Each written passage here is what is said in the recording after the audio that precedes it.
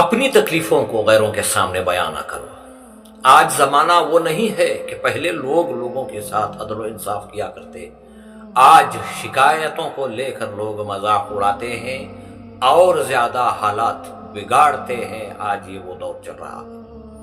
اپنی تکلیفوں کو اللہ کی بارگاہ میں رکھو، اپنی پیشانیوں کو اللہ کی بارگاہ میں جھکاؤ، کہو اللہ سے کہ یا اللہ دنیا کی یہ جو پریشانیاں مجھے آ کر پکڑ چکی ہیں، یا اللہ اسے دور کر دے، تیرے سوا اسے کوئی دور نہیں کر سکتا۔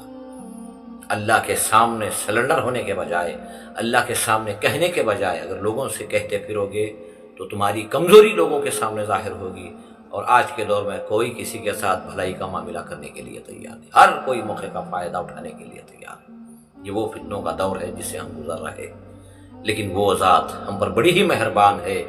جو کچھ حاجت ہے، ضرورت ہے، تکلیف ہے، صرف اللہ کے سامنے رکھو، اور زیادہ تر لا حول ولا قوت الا باللہ العلی العظیم کا ورد کرتے رہا کرو۔ یقیناً یہ جملہ کہنے سے کچھ پریشانیاں اللہ کے فضل سے دور ہو جائیں گی۔